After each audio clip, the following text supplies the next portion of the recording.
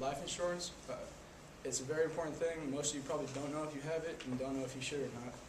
I'm going to go on to say why you need it and basically the two types that you could have.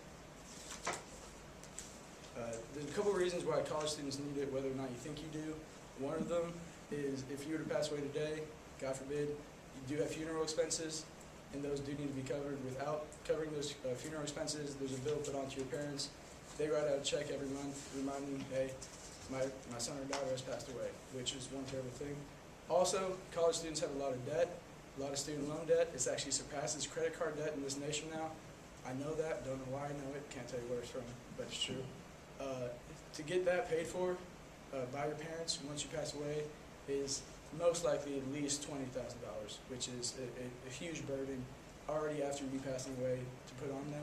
Doing that also, it takes away the funeral expense, and it also takes away the student loan or any credit card debt or anything you have like that. Finally, your parents want to be able to work. If you passed away, I couldn't go to work if my son or daughter died. I'd be devastated. I'd be like, holy, what do I do now? Like, my life is gone.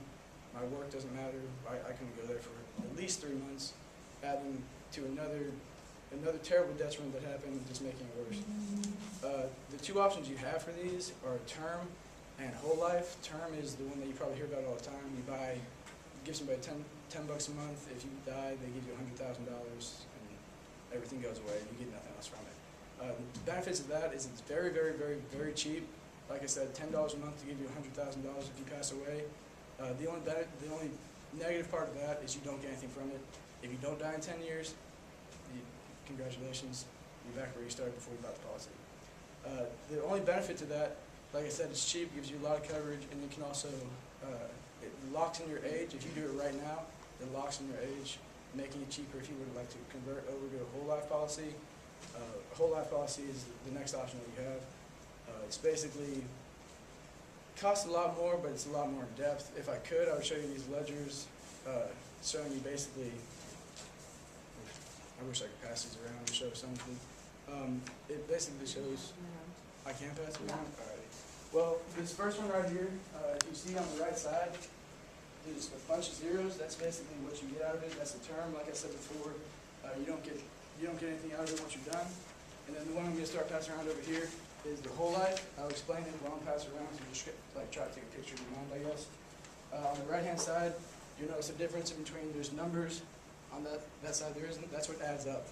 In a whole life policy, you get what's called dividends. You pay your monthly premiums, you pay your premiums out, you get more money back at the end of the year if they make more money. Term does not have that, which I mean is a negative, but it's also a lot cheaper. What else? That's a 75-month whole life policy, which, like I said, is a lot more expensive. Covers a lot more. You do actually make money off of it. Another thing about the cash value, which is also the name for the whole life, is you do accumulate money in it. It can be a long-term investment vehicle if you do choose to do so, along with protecting yourself and your assets, because yourself and your income is your most important asset. Without that, you have nothing. You can have $1 million a year job, but if you can't work, you can't go to work, you have no reason to have it. Besides that, I could go into more depth